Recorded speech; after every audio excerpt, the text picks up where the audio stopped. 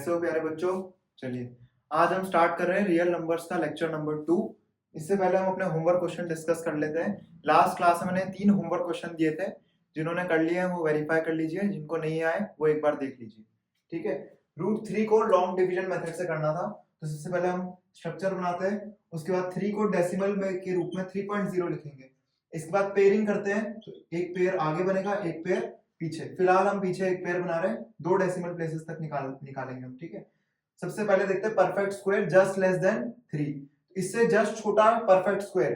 1 का स्क्वायर 1, 2 का स्क्वायर 4, 4 बड़ा हो गया तो 1 1 जा 1, और इसको 3 बार लिखते हैं, 1 1 1 3 बार लिखा है हमने। यहाँ पे होता है प्लस और यहाँ पे माइनस।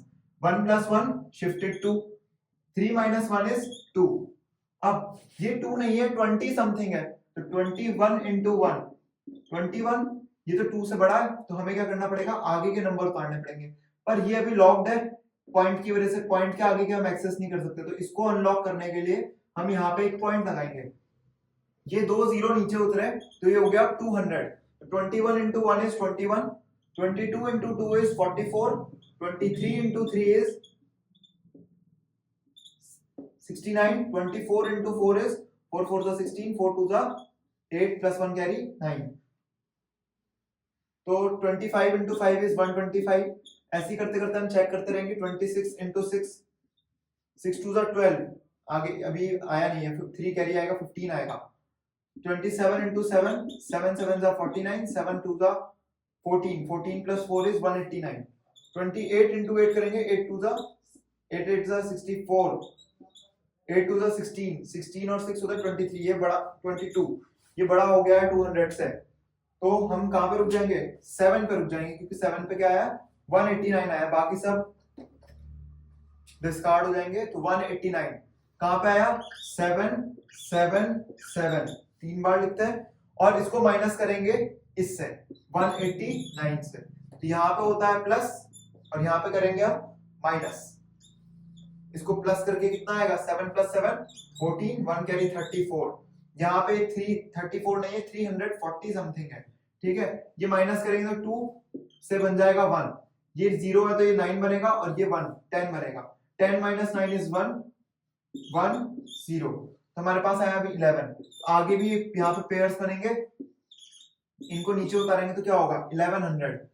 तो 30 340, 3 × 3 करके देखिए, 3 3 जा 9, 3 4 जा 12, 3 3 जा 9 + 1 10, 1029। ये इससे जस्ट छोटा आया है। ठीक है, मुझे इसकी वैल्यू याद है, इसलिए हमने सीधे 3 से किया है।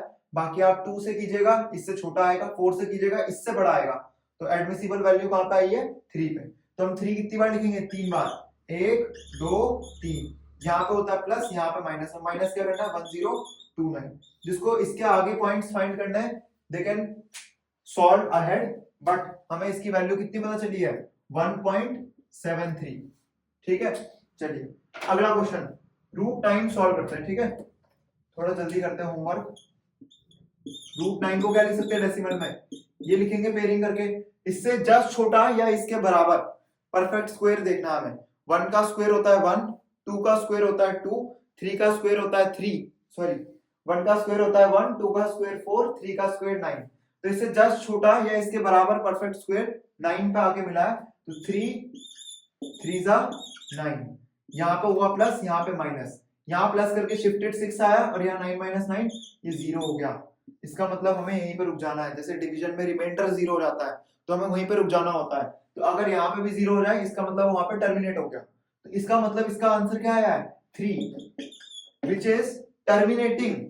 ये टर्मिनेट हो गया एक प्लेस पे आके, तो ये तो नॉन टर्मिनेटिंग है और नॉन रिपीटिंग टाइप का है, इसलिए इररेशनल है। पर ये वाला क्या है, टर्मिनेट हो गया, 3.0 3 पे टर्मिनेट हो गया। इसका मतलब ये टर्मिनेटिंग टाइप का है। टर्मिनेटिंग टाइप की डेसिमल एक्सपेंशंस रैशनल होती है, इसलिए √9 कैसा है, रैशनल है। √9 को 3 लिख सकते हैं।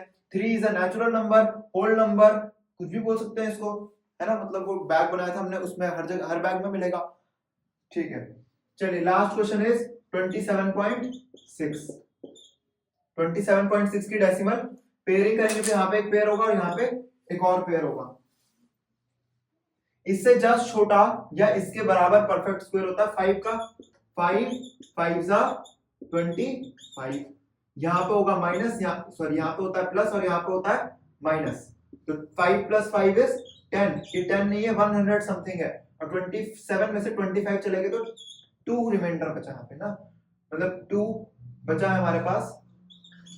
अब इसको नीचे उतारेंगे तो पॉइंट लगाना पड़ेगा हमें, तो जैसे ही 5 पॉइंट लगाया यहाँ पे 60 नीचे उतर जाएगा, तो 101 into 1 is 101, 102 into 2 is 204, 103 into 3 देखो 300, 300 के तरफ चला गया ना, 309, तो यानी कि ये सबसे इससे जस्ट छोटा नंबर हमें मिला कहाँ पे 2 पे, तो 2 लिखेंगे 1 2 3 बार, यहाँ पे आएगा फिर 204, यहाँ पे होता है प्लस और यहाँ पे होगा माइनस, 102 + 2 104 शिफ्टेड है ना, अब 204 चले गए 260 में से तो 56 बच गए। अब आगे यहाँ पे 00 और होंगे, इसको नीचे उतारेंगे तो 5600 नीचे उतरा है, ठीक है। चलो तो 104 4 करके देखिए, 4 4 = 16, 4 4 = 16 + 1 17, 4 1 = 4, 1045 into 5 करेंगे तो 5 5 = 25, 5 4 = 22, 5 1 = 5, ये यही है, ठीक है। इससे जस्ट छोटा, क्योंकि 5 6 से करेंगे तो वो 6000 पे चला रहेगा, है ना, 6000 इससे बड़ा हो जाएगा, तो कहां पे मिला हमें 5 पे, यहाँ पे 5 3 बार लिखेंगे 1 2 3, यहाँ पे प्लस करेंगे और आया क्या है 5 2 2 5, इधर पे कर देंगे माइनस, इसके आगे चलता रहेगा क्योंकि ये रैशनल नंबर है, नॉन टर्मिनेटिंग टाइप की इसकी डेसिमल एक्सपेंशन होगी, ठीक है। तो हम यहीं पे रुक जाएंगे। तो this is solution for homework questions, इसका आंसर कितना आया 5.25, ठीक है। एक नोटिस करने वाली बात बताता हूं आपको, इसका जिसको लिखना है वो लिख सकता है, बिठा दूं, चलिए।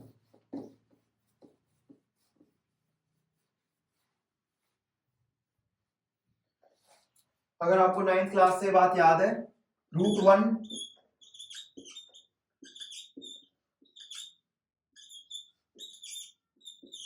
ये परफेक्ट स्क्वायर है ना, √0 0 होता है, √1 1 होता है, √4 2 होता है, √9 3 होता है, √16 4 होता है, √25 5 होता है, √36 6 होगा। तो √0 के बाद हमने सीधे √1 लिखा है, पर इसके बीच में जो इनफाइनाइट नंबर्स है, √0.01 √0.09 ये सब इसके बीच में आते हैं, यानी कि उनका जो आंसर आएगा वो 0 और 1 के बीच में आएगा, है ना। ऐसे ही √2 √3 इनकी वैल्यू कितने है 1.414 1.732, ये सब 1 और 2 के बीच में आई है इनकी रूट वैल्यू, है ना। इसके बीच में होंगे 2 और 3, 2 और 3 के बीच में कौन आएंगे √5 √6 √7 √8 √8 तक, इन सब की वैल्यू 2 पॉइंट समथिंग होगी, ठीक है। तो आप ऐसा हल्का सा गैस भी लगा सकते हो कि किसकी वैल्यू क्या होने वाली है, जैसे 127 है, 27 इसके और 36 के बीच में आएगा ना, √25 और √36, तो 5 और 6 के बीच में 5 पॉइंट समथिंग आना था, व्हिच इज आवर आंसर।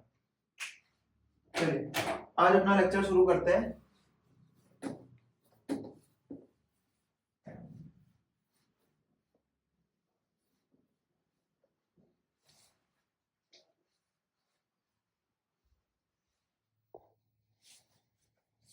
चलिए बच्चों, अब हमने अपने नंबर्स को जो है, नंबर सिस्टम जो है उसको और ज्यादा डिवाइड कर रखा है on the basis of some special properties, ठीक है। जैसे हमने बचपन से पढ़े हैं, इवन नंबर्स होते हैं, ऑड नंबर्स होते हैं, प्राइम नंबर्स होते हैं, कंपोजिट नंबर्स होते हैं, को प्राइम नंबर्स होते हैं, है ना। तो अब इन्हीं को हम और आगे पढ़ने जा रहे हैं क्योंकि इस चैप्टर में इसका इस्तेमाल होगा, ठीक है। को प्राइम नंबर्स इस चैप्टर में यूज होगा, एक प्रूफ आता है, वो हमेशा आता है, हर बार वो पेपर में क्वेश्चन आता है, ऐसा कोई बोर्ड का पेपर नहीं मिलेगा आपको जिसमें वो क्वेश्चन नहीं मिलेगा, ठीक है। तो को प्राइम नंबर्स का जिक्र होगा इसमें, तो आपको पहले पता होना चाहिए को प्राइम नंबर्स होते क्या है, ठीक है। तो आप स्टार्ट कर रहे हैं इवन नंबर्स से, ठीक है। अब बच्चों से पूछा जाता है इवन नंबर्स क्या होते हैं, तो कहते हैं जो 2 के टेबल में आता है।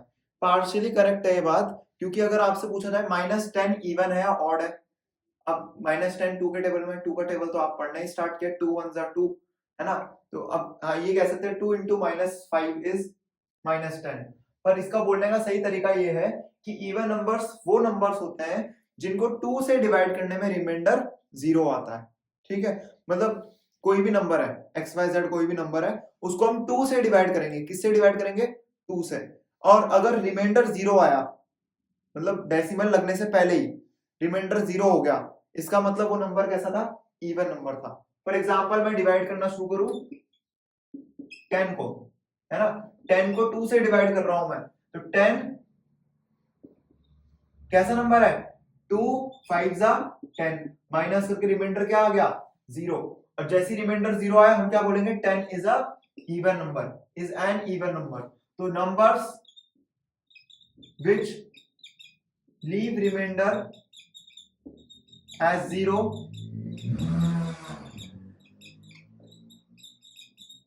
on dividing with 2। ठीक है, 2 से डिवाइड करने पे रिमाइंडर क्या आना चाहिए? जीरो आना चाहिए, तब हम उसको क्या कहेंगे? इवन नंबर है। ठीक है, for example we can also take 10 के बाद 50, है ना, 28। तो आप ऐसे भी कह सकते हो, लास्ट डिजिट चेक कर लीजिए। अगर लास्ट डिजिट जो है, एंडिंग डिजिट, इसको यूनिट डिजिट बोलते हैं ना, जो डिजिट्स होते हैं डेसिमल से जस्ट पहले यूनिट डिजिट होती है, इस डिजिट को यूनिट डिजिट बोलते हैं। ये यूनिट डिजिट है।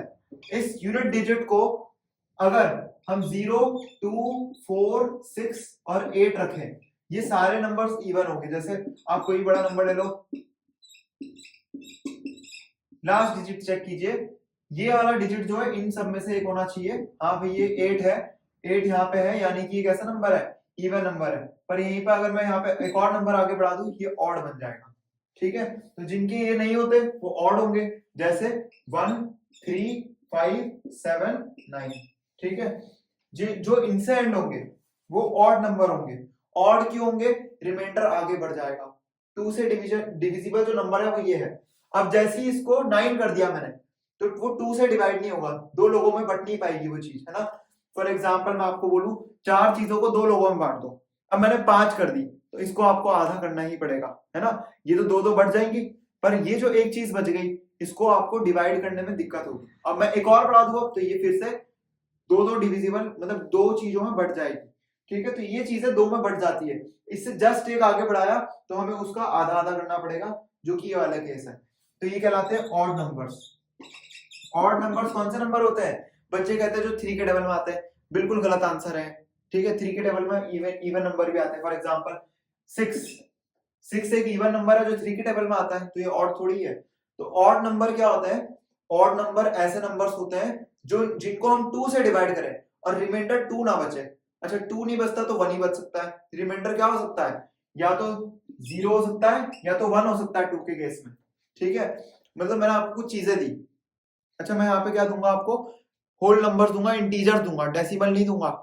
ठीक है, डेसिमल्स में नहीं कहते हम 1.5, इसको नहीं बोलते हम ये इवन है ऑड है। ठीक है, हम इंटीजर्स की बात करेंगे बस। तो मैं आपको कोई भी इंटीजर, जैसे 27, मैंने आपको 27 टॉफीज दी और बोला इनको 2 भाई बहनों में बांट दो, तो आप क्या करोगे? इसको 2 से डिवाइड करने बैठोगे। जब हम इसको 2 से डिवाइड करेंगे तो 13 बटेगा, ये 26 हो गया। अब इसके अलावा एक टॉफी बच गई, उस एक टॉफी का क्या करोगे? वो तो आधी आधी करनी पड़ेगी, खुद नहीं खा सकते। ठीक है, ये इसमें प्री रिक्विजिट है। चलो, तो या तो अच्छे से बढ़ जाएगी तो रिमाइंडर 0 होगा, और या तो एक बच जाएगी, 2 तो बच नहीं सकती, 2 फिर से बचेगी तो 2 बढ़ जाएंगी वापस से। तो odd numbers are those numbers which leaves non zero reminder on dividing with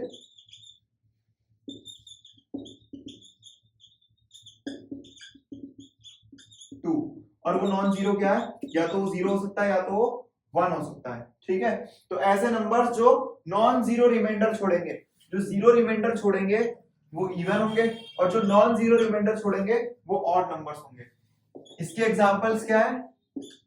खुद ही सोचिए। 3 एंड डिजिट देखिए, एंड डिजिट सिर्फ, है ना, 1581, ये भी कैसा नंबर है? ऑड नंबर है। ठीक है, चलिए अब आते हैं हम प्राइम नंबर्स और कंपोजिट नंबर्स में। पर उससे पहले एक चीज समझे कि फैक्टर और मल्टीपल में क्या अंतर होता है। ठीक है, बच्चे इसमें कंफ्यूज रहते हैं। फैक्टर और मल्टीपल में क्या अंतर है?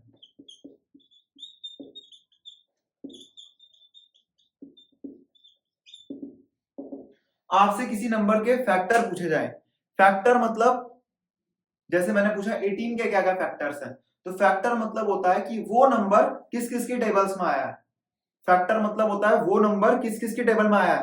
तो कोई भी नंबर है वो अपने से छोटे नंबर्स की टेबल में आएगा हमेशा, है ना। जैसे 18 है, 18 19 के टेबल में थोड़ी आ सकता है, 19 का टेबल तो 19 से ही स्टार्ट होता है। तो 18 नंबर है तो वो किस किस के टेबल में आएगा, इसके नीचे के टेबल में आएगा, तो इसके हाफ से स्टार्ट करेंगे हम देखना, ठीक है। तो 18 किस किस के टेबल में आता है, 9 के टेबल में आता है, ठीक है। तो 9 से भी छोटे के टेबल में आएगा, 9 से ऊपर वो भी नहीं आ सकता 18, ठीक है। तो फैक्टर्स क्या होता है, नंबर, अगर कोई आपसे फैक्टर पूछे तो इसका क्या मतलब होता है, वो नंबर किस किस की टेबल में आया है।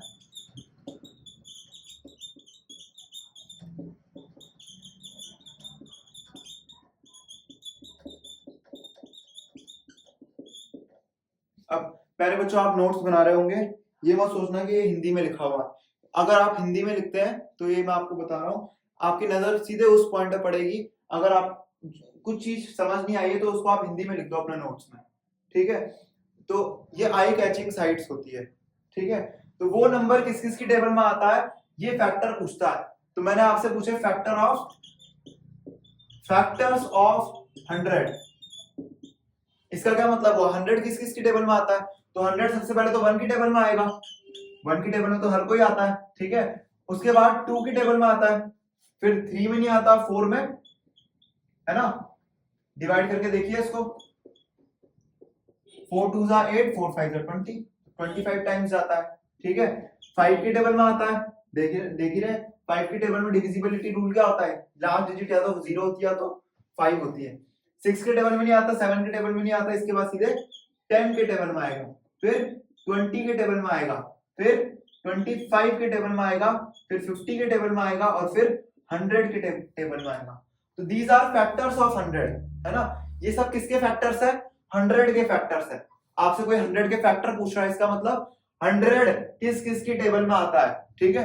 दिमाग में चलानी है बात, ये बात सामने नहीं बोलनी, ठीक है। इस बात को छुपा के रखना सबसे, कि आपको ये पता चल गया है। तो अगर आपसे किसी ने 18 के फैक्टर्स पूछे, फिर से हम पूछे क्वेश्चन, फैक्टर्स ऑफ 18 मतलब वो नंबर, कौन नंबर 18 किस किस की टेबल में आता है, तो किस किस की टेबल में आता है भाई 18, 1 की टेबल में तो सभी आते हैं, उसके बाद 2 की टेबल में आता है, 3 की टेबल में आता है, 4 में नहीं आता, 5 में नहीं आता, 6 में आता है, उसके बाद 9 में आता है, उसके बाद सीधे 18 के टेबल में आता है। दीज आर फैक्टर्स ऑफ 18, ठीक है। तो आपको फैक्टर्स इस क्लास में बहुत चेक करना है, तो फैक्टर का मतलब समझ लीजिए, फैक्टर मतलब क्या होता है, वो नंबर किस किस की टेबल में आता है, ठीक है। मतलब कोई भी नंबर है भाई, कॉमन सेंस की बात है, आपको ये बात आप अपने दिमाग में बसा लीजिए, फैक्टर कभी भी नंबर से बड़ा नहीं होता, है ना। जैसे मैंने 100 के फैक्टर्स पूछे, तो 100 101 के टेबल में थोड़ी आएगा, 100 का 1 का टेबल तो 101, उसके बाद मल्टीप्लाई होगा 202, है ना। तो वो बढ़ता रहेगा, तो 100 के पास तो आएगा नहीं कभी। तो जो भी नंबर है उसका फैक्टर हमेशा या तो उसके बराबर होगा या तो उससे छोटा होगा। तो 1 से उस नंबर तक ही आपको चेक करना है जब आप फैक्टर्स चेक कर रहे हैं, ठीक है। चलिए, मल्टीपल क्या होता है, मल्टीपल मतलब मल्टीप्लायर, है ना। आप मल्टीप्लाई कर सकते हैं उस नंबर को। तो मल्टीपल का मतलब क्या होता है, उस नंबर की टेबल में कौन कौन आता है।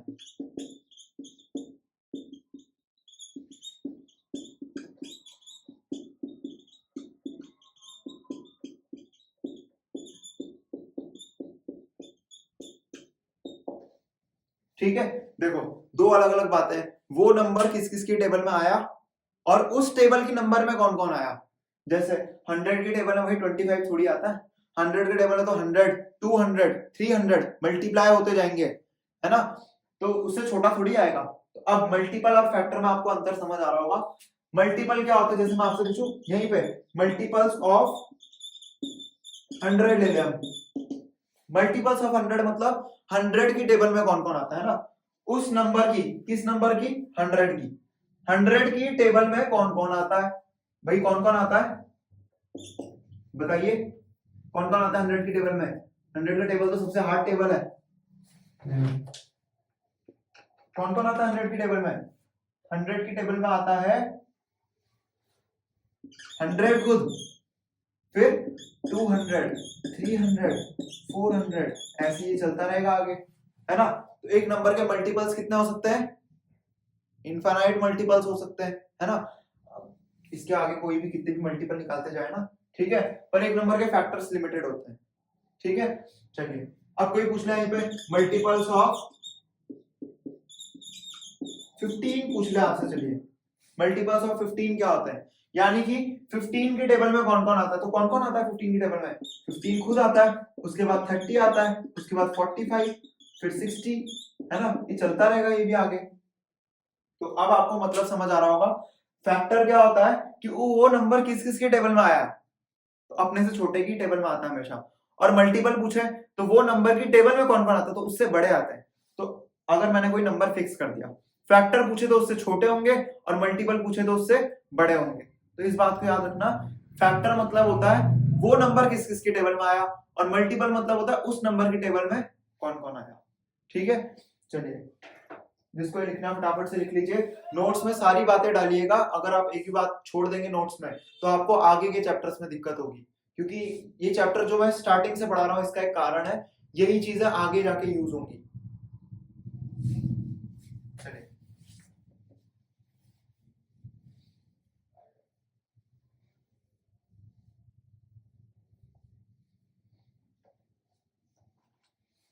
चलिए उम्मीद करता हूं आपको यहां तक समझ आ गया है। तो इसी के साथ अब स्टार्ट कर रहे हैं इंपॉर्टेंट चीज, प्राइम नंबर्स। देखिए इस क्लास में प्रोबेबिलिटी चैप्टर है, प्रोबेबिलिटी चैप्टर में यहां से क्वेश्चन आएंगे, प्राइम नंबर्स की प्रोबेबिलिटी बताइए, इवन नंबर्स की, ऑड नंबर्स की, ठीक है। तो वहां पे आपको दिक्कत आ सकती है इसको अगर आपने ये मिस कर दिया तो। चलिए प्राइम नंबर क्या होते हैं? प्राइम नंबर होते हैं ऐसे नंबर्स जिनके सिर्फ दो फैक्टर होते हैं। मैं ढंग से सुनिएगा इस बात को, प्राइम नंबर के दो फैक्टर होने कंपलसरी है, दो फैक्टर होने ही चाहिए। दो मतलब दो से कम नहीं हो सकते और दो से ज्यादा भी नहीं हो सकते, दो से कम मतलब एक भी नहीं हो सकते और तीन भी नहीं हो सकते, ठीक है। तो ऐसे नंबर्स जिनके दो फैक्टर्स होते हैं, numbers with exactly two factors,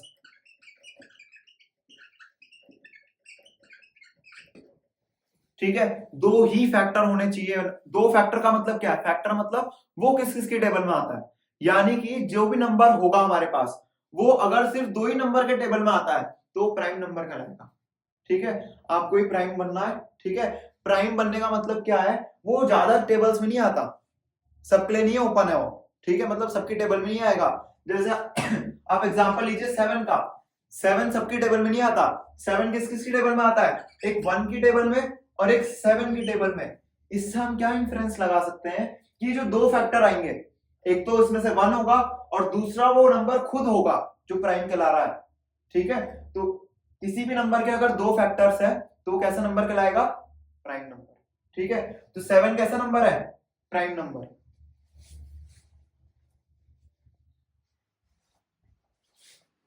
चलिए बच्चों थोड़ी बैकग्राउंड से आवाज आ रही थी, बंद करवा दिया। Numbers which have exactly two factors are called prime numbers, ठीक है। स्टार्ट कर रहे हैं फिर से वहीं से। तो वो दो फैक्टर्स कौन से होने चाहिए?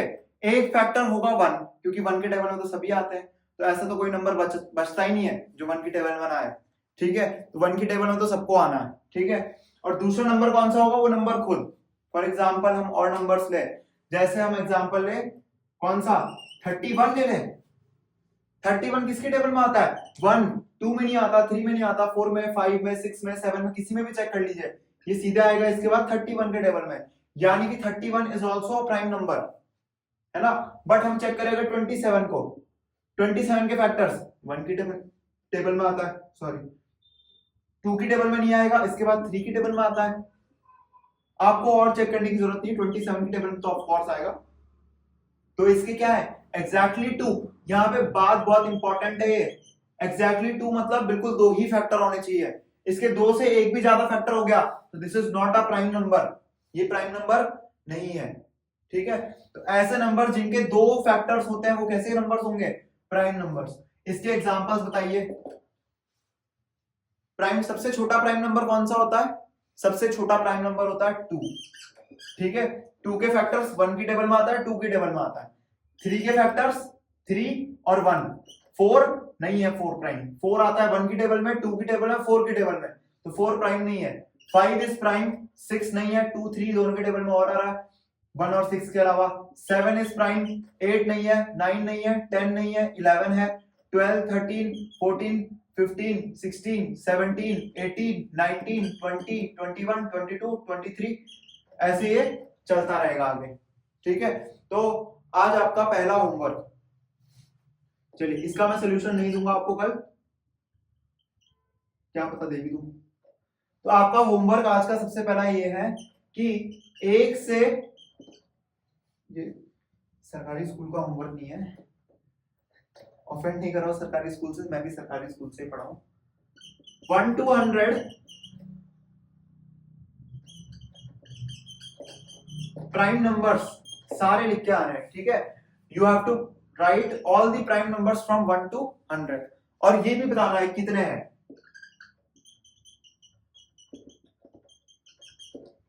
काउंट कीजिएगा उनको, कितने प्राइम नंबर आए 1 से 100 के बीच में। ठीक है, 1 से 100 के बीच में। चलिए, होप कि आपको प्राइम नंबर समझ आ गया है। प्राइम नंबर्स ऐसे नंबर जो सिर्फ 2 नंबर के टेबल में आएंगे, और ये 2 नंबर कौन से होंगे? 2 फैक्टर्स, ये भी फिक्स्ड है। एक होगा 1 और दूसरा होगा नंबर इटसेल्फ। चलिए, तो अब मैं फिर से प्राइम नंबर की डेफिनेशन एक बार रिवाइज कर रहा हूं। Prime numbers are those numbers which have exactly 2 factors. One is the number itself and another is 1। ठीक है, तो प्राइम नंबर्स के सिर्फ 2 ही फैक्टर्स होंगे। चलिए, अब कंपोजिट नंबर क्या होंगे? प्यारे बच्चे सोच रहे होंगे जो प्राइम नहीं होंगे वो कंपोजिट होंगे, but this is a wrong thing. जो प्राइम नहीं होते वो कंपोजिट होंगे, कहना गलत बात है। ठीक है, कंपोजिट नंबर क्या होते हैं? Numbers which have more than 2 factors. ऐसे नंबर जिसके 2 से ज्यादा फैक्टर होंगे। भाई फैक्टर्स कितने हो सकते हैं? एक भी तो हो सकता है। ठीक है, नहीं आ रही बात समझ में? अगर किसी का एक फैक्टर है तो वो तो ना तो इस डेफिनेशन में आ रहा ना तो इस डेफिनेशन में आ रहा है। I have written here more than 2 factors. More than 2 factors का मतलब 2 से ज्यादा फैक्टर्स, यानी 3 फैक्टर हो सकते हैं, 4 फैक्टर हो सकते हैं, 5 हो सकते हैं, पर 2 तो नहीं हो सकते और एक भी नहीं हो सकता, क्योंकि एक मोर देन 2 थोड़ी है, 2 से ज्यादा फैक्टर चाहिए हमें। तो कंपोजिट नंबर्स ऐसे नंबर्स होते हैं जिनके 2 से अधिक फैक्टर्स होते हैं, 2 से ज्यादा फैक्टर होने जरूरी है। मतलब वो नंबर 1 की टेबल में तो आता ही है, खुद की टेबल में भी आता है और किसी और की टेबल में भी आना चाहिए। ठीक है, तो इसके एग्जांपल लें। इसके एग्जांपल क्या होते हैं? इसका एग्जांपल है 4। 4 आता है 1 2 और 4 की टेबल में, 3 फैक्टर हो गए इसके। 8 आता है 1 2 4 8, है ना?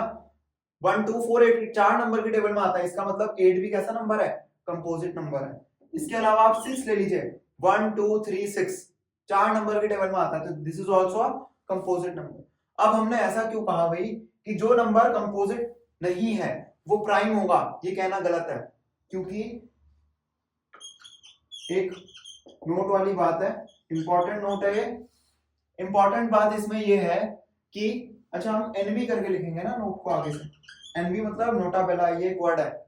ठीक है, इसको जरा देख के आइएगा। नोट का बात है ये कि अगर हम 1 को देखें, रटाया होगा बचपन में ये,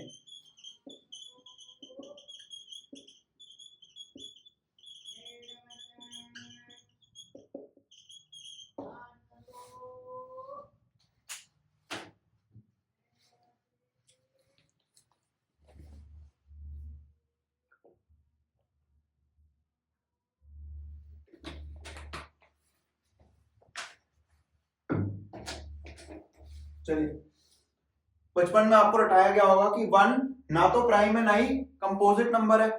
क्यों नहीं है भाई? 1 किस किस की टेबल में आता है, खुद ही सोचो। मैंने बोला जो भी नंबर का फैक्टर होगा वो उससे हमेशा छोटा होगा, यानी कि 1 के फैक्टर हमेशा 1 से छोटे। अरे 1 तो 1 की टेबल में आएगा बस, यानी कि 1 के कितने फैक्टर हुए? एक फैक्टर। 1 के कितने फैक्टर है? एक फैक्टर। अब चेक करते क्या वो प्राइम है? Number with exactly 2 factors. 1 के कितने फैक्टर्स है? एक फैक्टर, तो वन प्राइम की डेफिनेशन में तो नहीं बैठ रहा। अब कंपोजिट की डेफिनेशन में देखें तो numbers which have more then two factors, दो से ज्यादा फैक्टर होने चाहिए, इसका तो एक ही फैक्टर है, तो ना तो ये इसकी डेफिनेशन में आ रहा है ना तो ये इसकी डेफिनेशन में आ रहा है, तो वन ना तो प्राइम है और ना ही कंपोजिट है, तो वन कैसा नंबर है, दोनों में नहीं आता, ठीक है। One is neither prime nor composite number, इसके लिए कोई अलग से कैटेगरी नहीं बना रखी है, ठीक है। हालांकि बाइनरी नंबर में तो राजा है 0 और 1, ठीक है, पर वन ना तो प्राइम होता और ना ही कंपोजिट होता। फटाफट से इसका स्क्रीनशॉट ले लीजिए जिसको स्क्रीनशॉट लेना है।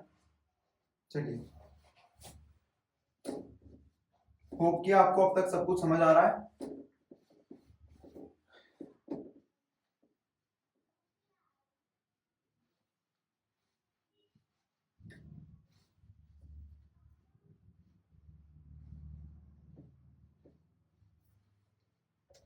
चलिए, आज का लास्ट होमवर्क, आज का लास्ट नंबर, लास्ट टॉपिक नहीं है, लास्ट नंबर है special type of group which is को प्राइम नंबर्स।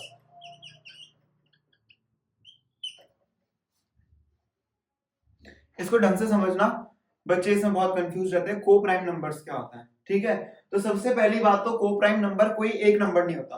को प्राइम नंबर में कितने नंबर चाहिए, दो नंबर्स चाहिए। को प्राइम नंबर्स में कितने नंबर्स चाहिए, दो नंबर्स। तो हम ये चेक करते हैं ये दो नंबर को प्राइम है या नहीं है। को प्राइम आपस में प्रॉपर्टी होती है, ठीक है। जैसे मैं बोलूं कि दो लोग दोस्त है या नहीं है, तो उसके लिए कम से कम दो लोगों की जरूरत तो है भाई, खुद का दोस्त तो हमेशा ऐसा थोड़ी कहेंगे मैं खुद का ही दोस्त हूं, ठीक है। तो को प्राइम नंबर्स भी ऐसी दो लोगों में होता है, ये रिलेशन टाइप का आप कह सकते हो, रिलेशन है, ठीक है, दो नंबर्स में। तो दो नंबर्स होते हैं को प्राइम। तो जैसे मैं एग्जांपल लूं 2 और 3, इसमें चेक करेंगे हम क्या 2 और 3 आपस में को प्राइम है नहीं है, ठीक है। तो आप डेफिनेशन सुनते हैं को प्राइम नंबर्स की। को प्राइम नंबर्स ऐसे नंबर्स होते हैं जिनका कॉमन फैक्टर सिर्फ 1 होता है। कॉमन फैक्टर मतलब यानी कि ये दोनों नंबर सिर्फ एक ही नंबर के टेबल में आते हैं, मतलब एक ही नंबर मतलब एक ही कॉमन टेबल है ऐसा जिसमें दोनों आते हैं। एक ही नंबर का ऐसा टेबल है जिसमें दोनों एक साथ आएंगे उसी टेबल में। जैसे मैं 16 और 18 ले लूं, ये को प्राइम नहीं है। क्यों नहीं है भाई, 1 के टेबल में तो दोनों आते हैं, फिर 2 के टेबल में भी दोनों आते हैं, है ना। तो ये को प्राइम्स नहीं है, सिर्फ एक ही नंबर के टेबल में आने चाहिए दोनों एक साथ, ठीक है। तो को prime numbers are those numbers which have only one common factor। Common factor यहां पे सिर्फ ये इंपॉर्टेंट बात है, एक कॉमन फैक्टर होना चाहिए बस इनमें। कॉमन फैक्टर मतलब कॉमन होना चाहिए दोनों में, मतलब दोनों ही उस नंबर के टेबल में आने चाहिए। फॉर एग्जांपल हम 2 और 3 लें, 2 और 3, 2 के फैक्टर्स क्या है, ऐसे नहीं लिखते हैं इसको, ये फंक्शन का है, आगे जाके पढ़ोगे आप इसको। फैक्टर्स ऑफ 2 1 और 2, फैक्टर्स ऑफ 3 1 एंड 3। अच्छा यहाँ पे एक बात जरूर ध्यान रखना, को प्राइम नंबर्स का प्राइम से कुछ लेना देना नहीं है। बच्चे सोचते हैं को प्राइम नंबर में दोनों प्राइम होने चाहिए, नहीं, दोनों का प्राइम होना जरूरी नहीं है। जैसे 10 और कौन सा नंबर ले 5 ले लेते हैं, 5 नहीं 10 और 7 ले लेते हैं, ये भी हमारे पास को प्राइम नंबर्स हैं। चलो, तो इनका कॉमन फैक्टर्स क्या है, कॉमन फैक्टर मतलब जो दोनों में आ रहा है, कॉमन यही है। कितने कॉमन फैक्टर है, एक ही कॉमन फैक्टर है बस, ठीक है। तो ऐसे नंबर जिनका सिर्फ एक कॉमन फैक्टर होता है वो नंबर्स क्या कहलाते हैं, को प्राइम नंबर्स। तो 2 और 3 आपस में कैसे हैं, को प्राइम नंबर्स है, ठीक है। चलिए अब दूसरा ऐसा एग्जांपल लेते हैं प्यारे बच्चों, जो दोनों ही कैसे हैं, जो दो नंबर्स हैं वो दोनों के दोनों कैसे होंगे, कंपोजिट होंगे, पर दोनों आपस में किसी के टेबल में नहीं आएंगे। फॉर एग्जांपल हम एक नंबर ले लेते हैं 15, है ना, और दूसरा नंबर ले लेते हैं 18 आएगा टेबल में। दूसरा नंबर हम ले लेते हैं 8। देखो ये दोनों नंबर्स कैसे हैं, ये दोनों नंबर्स कंपोजिट है, पर ये दोनों आपस में को प्राइम है। को प्राइम क्यों है, देखो फैक्टर्स ऑफ 15 बताइए 15 के क्या क्या फैक्टर्स हैं? 15 का पहला फैक्टर है 1, दूसरा फैक्टर है 3, उसके बाद आएगा 5, उसके बाद 15। और अब लिखे हम फैक्टर्स ऑफ 8। 8 के फैक्टर्स 1, 2, 4 और 8। इन दोनों में कॉमन क्या है? मतलब जो ऐसा नंबर जिसकी टेबल में दोनों आते हैं तो वो टेबल सिर्फ 1 का है ना? 1 की टेबल में दोनों आते हैं, उसके बाद कॉमन तो कुछ भी नहीं है। इसका मतलब ये इसकी डेफिनेशन में बैठ रहा है, those numbers which have only one common factor. हाँ भाई, एक ही तो कॉमन फैक्टर है। अगर एक ही कॉमन फैक्टर है तो 15 एंड 8 आर बोथ कोप्राइम। ये भी कोप्राइम है, ये भी कोप्राइम है। पर हम अब एग्जांपल लेते हैं नॉन कोप्राइम पेयर का, है ना? यहाँ पे पेयर बनना जरूरी है। नॉन कोप्राइम पेयर जैसे हम 8 और 6 ले लें, है ना? 8 और 6 फैक्टर्स क्या होते हैं? फैक्टर्स ऑफ 8 ये लिखे हुए ना सामने, 1 2 4 8। और फैक्टर्स ऑफ 6 1 2 3 6। अब ये किस किस की टेबल में आ रहा है? 1 की टेबल में, अरे 2 की टेबल में भी आ गया। इसका क्या मतलब हुआ? ये तो कोप्राइम है ही नहीं। Only one common factor, exactly 1 ही होना चाहिए, वो भी 1 ही होना चाहिए। जो एक कॉमन फैक्टर आ रहा है वो भी 1 होना चाहिए, पर यहाँ पे तो एक से ज्यादा फैक्टर आ गए। इसका मतलब ये कोप्राइम नहीं है। अब हम कोप्राइम पढ़ते क्यों है? कोप्राइम हमें इसलिए पढ़ना है क्योंकि आप एक चीज नोटिस करो, अगर इनको आपस में डिवाइड किया जाए तो 2/3 ये फर्दर रिड्यूस नहीं होता है। रिड्यूस आप कह दो कैंसल आउट नहीं होगा। 2/3 फर्दर रिड्यूस नहीं हो सकता। 15/8 ये भी फर्दर कटेगा नहीं, ठीक है? पर 8/6 आप देख सकते हो ये कटेगा, और कॉमन फैक्टर है इसका, तो ये कोप्राइम नहीं है, यानी कि कटेगा। और किससे कटेगा? उसी कॉमन फैक्टर से कटेगा, 2 से कटेगा है, ठीक है? तो 2 से काटिए इसको, 2 4 जा 2 3 जा 4/3। अब ये कोप्राइम बन चुके हैं। 4 और 3 आपस में कैसे है? कोप्राइम, ठीक है? तो होप कि आपको कोप्राइम नंबर्स भी समझ आ गया। तो हम स्टार्ट करते हैं अब अपना चैप्टर शुरू हो चुका है। ये चैप्टर की चीजें सारी बस इंट्रोडक्शन का पार्ट था, ठीक है? थ्योरी अब स्टार्ट होती है।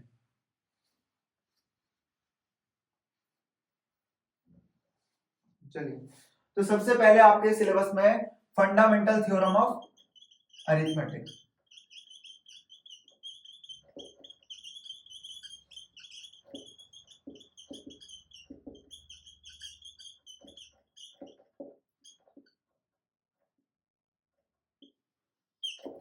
चलिए, फंडामेंटल थ्योरम ऑफ अरिथमेटिक जो है ये कहती क्या है? ये कहती है कि आप किसी नंबर्स का फैक्टराइजेशन करते हैं। कौन सा factorization? Prime factorization. Prime factorization आप पिछली क्लास से पढ़ते आ रहे हैं, है ना? हमें क्या करना है? किसी भी नंबर का प्राइम फैक्टराइजेशन करना है। अब यहाँ ये मत कहना यहाँ पे एस होता है, ये क्या होता है? एक स्पेलिंग की दिक्कत है, कोई जेड लिखता है कोई एस लिखता है, हम जेड ही लिख रहे हैं, ठीक है? तो प्राइम फैक्टराइजेशन कर रहे हैं इसका।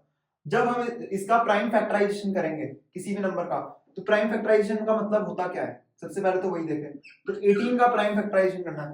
प्राइम फैक्टराइजेशन मतलब इसको फैक्टराइज करना है। फैक्टराइज मतलब इसको तोड़ना है छोटे छोटे फैक्टर्स के रूप में। तो ऐसे ही करते थे 8th क्लास में। 18 है ना, तो 2 की टेबल में आता है 9 टाइम्स, 3 की टेबल में आता है 3 टाइम्स, फिर से 3 की टेबल में आता है 1 टाइम्स। तो इसका प्राइम फैक्टराइजेशन क्या होगा? 2 इंटू 3 इंटू 3। 1 नहीं लिखेंगे, ठीक है? इसके 1 2 3 4 फैक्टर है इसके, पर ये नहीं लिखेंगे। क्यों नहीं लिखेंगे? ये रीजन लिखा हुआ है, प्राइम फैक्टराइजेशन करना है। 1 तो प्राइम है ही नहीं, ठीक है? आपसे कोई पूछे 1 के 18 के फैक्टर क्या क्या है यहाँ से, तो ये फैक्टर्स आए ना 18 के, ये सारे फैक्टर्स 18 के, पर ये प्राइम नहीं है। हमें प्राइम नंबर से ही काटना। और दूसरी बात, इसको सीधे 9 से नहीं काट सकते थे हम, ठीक है? प्राइम नंबर से काटेंगे। और यहाँ पे ये 1 को कंसीडर नहीं कर रहे क्योंकि हमें प्राइम नंबर्स लेने हैं। तो फंडामेंटल थ्योरम ऑफ अरिथमेटिक कहती है कि अगर आप किसी नंबर को फैक्टराइज करते हो तो उसके फैक्टर्स यूनिक होते हैं। यूनिक मतलब जो फैक्टर्स मैं निकालूंगा वही फैक्टर्स अमेरिका में निकलेंगे, वही फैक्टर्स ब्रिटेन में निकलेंगे, कहीं पे भी बैठ के निकालो हर जगह सेम फैक्टर्स आएंगे, ठीक है? तो किसी भी नंबर का अगर हम फैक्टराइजेशन करते हैं तो उसके यूनिक फैक्टर्स आते हैं। यूनिक मतलब जो फैक्टर्स उस नंबर के हैं वही आएंगे, चाहे यहां बैठ के निकालो चाहे कहीं और बैठ के निकालो। पर इसमें क्या है? ऑर्डर मैटर नहीं करता है ना? कोई बच्चा कहता है नहीं भाई मैं ये नहीं लिखता, मैं तो ये लिखूंगा 18 = 3 × 2 × 3, कोई और बच्चा कह रहा नहीं भाई मैं तो ये भी नहीं लिखता, 3 into 3 into 2 लिखूंगा। मैंने बोला लिख ले, थ्योरम ने तो पहले ही कह दिया। थ्योरम ने क्या कहा, ऑर्डर मैटर नहीं करता, तो आप इस 2 को चाहे बीच में लिखो चाहे उधर जाके लिखो, एक ही बात है भाई। कोई बच्चा जरूरी थोड़ी 2 से काटना शुरू करे, 3 से भी काट सकते हैं, 3 भी प्राइम है। तो 3 8 6 18, फिर 3 2 6, 2 1 2। अब इसके फैक्टर का ऑर्डर क्या है, 3 3 2 आया है ना। तो थ्योरम ही ये कह रही है। फिर से एक बार थ्योरम का स्टेटमेंट सुनेंगे। फंडामेंटल थ्योरम ऑफ अरिथमेटिक कहती है कि हम किसी भी कंपोजिट नंबर का, कंपोजिट नंबर तो होना चाहिए ना भाई, तभी तो उसके फैक्टर्स निकालेंगे। प्राइम नंबर हो तो उसके 2 ही फैक्टर है बस। हम किसी भी कंपोजिट नंबर का फैक्टराइजेशन करते हैं। कौन सा फैक्टराइजेशन, प्राइम नंबर्स में, ठीक है। तो मतलब आप कोई कंपोजिट नंबर है बड़ा, उसको उसके प्राइम्स के रूप में तोड़ेंगे। वो किस किस की टेबल में आया, प्राइम्स में। तो any composite number can be expressed as product of its prime. Product of its prime मतलब जिस जिस प्राइम के टेबल में आया उसको मल्टीप्लाई करके हम उस कंपोजिट को लिख सकते हैं। तो प्राइम को मल्टीप्लाई करके कंपोजिट नंबर लिखा होगा, ठीक है। तो थ्योरम का स्टेटमेंट क्या है, any composite number can be expressed, इसको हमने एक्सप्रेस कर रखा है in the form of product of its, product मतलब multiplication, product of its prime factors, whereas order of prime factors in which they occur does not matter, ठीक है।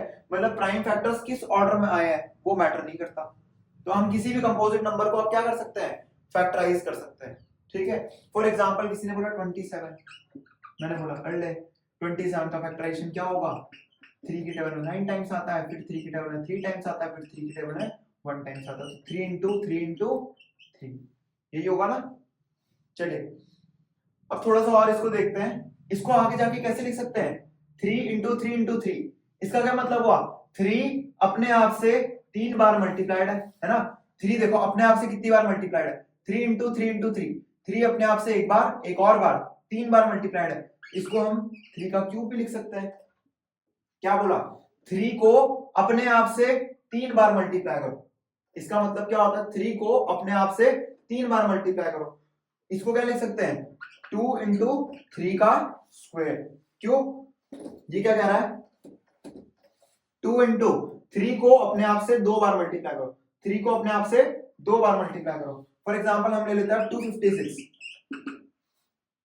है ना। 256 कैसे लिखेंगे, 2 की टेबल में आएगा 128 टाइम्स, 2 की टेबल में 64 टाइम्स, 2 32 16 8 4 2 1, ठीक है। तो 1 2 3 4 5 6 7 8, इसको कैसे लिखेंगे,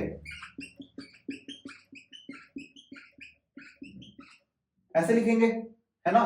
यानी कि 1 2 3 4 5 6 7 8, इन 8 को मैं क्लब करके क्या लिखता हूं, 2 को अपने आप से 8 बार मल्टीप्लाई करो, ठीक है। तो हम उसको ऐसे कंप्रेस्ड फॉर्म में लिखेंगे, कंप्रेस करके। कंप्रेस मतलब थोड़ा सा लिखना कम पसंद करेंगे, ठीक है। मैथ्स में कम लिखना ज्यादा अच्छी बात है, ठीक है। जो अगर हार्ड वर्क करते रहोगे तो मैथ की क्या बात है, कम से कम लिखने में हमें ज्यादा से ज्यादा आउटपुट निकाल के आना, ठीक है। चलिए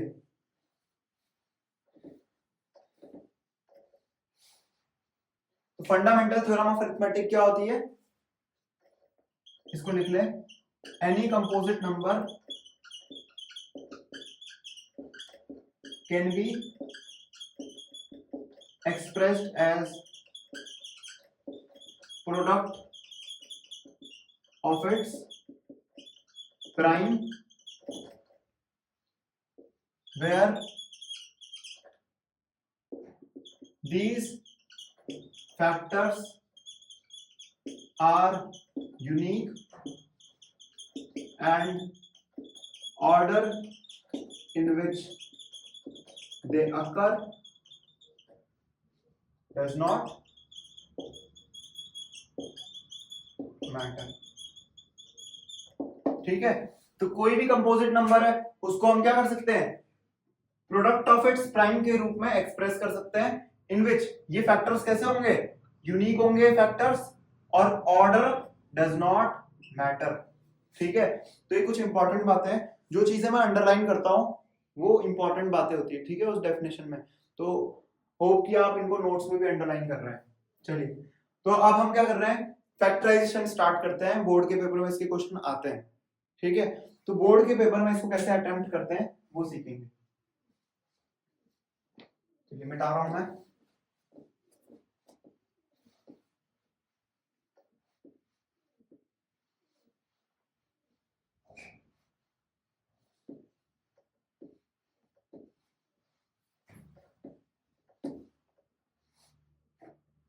चलिए, तो अब हम क्वेश्चन स्टार्ट कर रहे हैं 5005।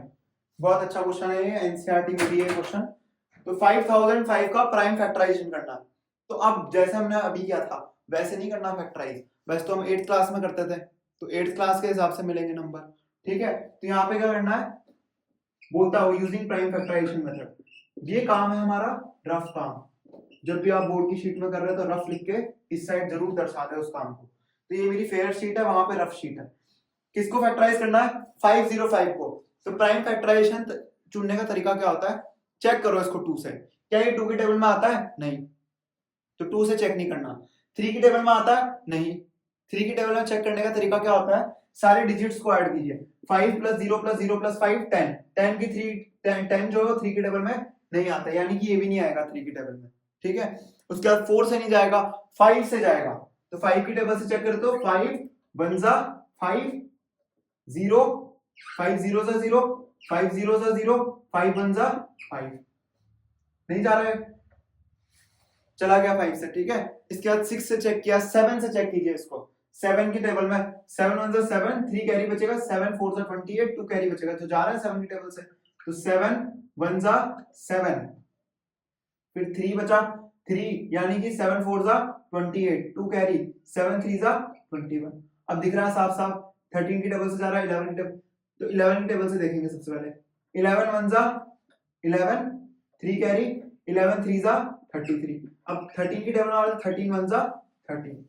तो अब इसको यहाँ पे बोर्ड की शीट में लिखने का तरीका क्या होता है, इसको हम ट्री डायग्राम के रूप में लिखेंगे, ठीक है। ट्री डायग्राम के रूप में लिखने का इसका फायदा क्या है, आप इसको खुद ही देखिएगा। नंबर कौन सा था, 5005, ठीक है। अब हमने वहां क्या लिखा, 5005 को 5 से काट के, ये दिख रहा है 5 से काट के 1001 आया, तो लेफ्ट साइड में और राइट साइड में इसके 2 पार्ट हो जाएंगे ट्री के, ठीक है। तो लेफ्ट ब्रांच में हम हमेशा प्राइम नंबर लिखते हैं, लेफ्ट ब्रांच में हमेशा प्राइम नंबर आएगा। तो 505 को किससे काटा, 5 से, तो क्या बना 1001। अब ये फिर से डिवाइड होगा 2 पार्ट्स में, 1001 को 7 से काटा तो क्या बना 143। अब 143 को 11 से काटा तो क्या बना 13, फिर 13 को किससे काटा, 13 से काटा तो क्या बच गया 1। जब तक यहां पे 1 ना आ जाए तब तक नहीं रुकना, ठीक है। तो इसको बोर्ड में रिप्रेजेंट करने का तरीका ये होता है, ठीक है। ये रफ काम ना भी लिखे तो भी चलेगा, पर इसको पीछे लिख लीजिएगा, ठीक है। तो 5005 का प्राइम फैक्टराइजेशन ऐसे लिखना है ट्री डायग्राम के रूप में। तो इसको पढ़ने में अच्छा लग रहा है ना, देखिए 13 into 1 13, 13 into 11 143, 143 into 7 1001, 1001 into 5 5005, ठीक है। तो ये रीडेबल है ज्यादा, ठीक है, इसकी रीडेबिलिटी ज्यादा होती है, पढ़ने में ज्यादा आसान है। चलिए, अब लास्ट स्टेप है इसको लिखने का 5005, जो आपको लेफ्ट में दिख रहा है, लेफ्ट में कौन कौन है, 5 7 11 13, 5 7 11 13, ये सब लेफ्ट में है, ठीक है। देखो ये ट्री का लेफ्ट पार्ट है, 5 7 11 13, ये चारों को मल्टीप्लाई करके लिख दो। क्या बोला मैंने, 5 7 11 13, ये इसका प्राइम फैक्टराइजेशन है। नंबर इसका मिलेगा, इसका भी मिलता है, स्टेप मार्किंग होती है इसमें, ठीक है। तो ये नहीं लिखा तो नंबर कट जाएगा।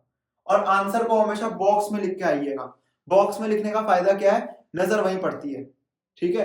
तो जो एग्जामिनर है अगर वो आपकी शीट को आंसर देख रहा है सिर्फ, तो कई बार ऐसा होता है कि टीचर फ्रस्ट्रेटेड होता है, तो वो सिर्फ आंसर देख के ही बताता है बच्चे ने सही किया गलत किया, ऊपर ऊपर से चेक करेगा उसको, ठीक है। और आंसर नहीं देखा तो उसको थोड़ी फ्रस्ट्रेशन हो जाती है कि बच्चा इतना करके आया आंसर नहीं लिख के आया, ठीक है।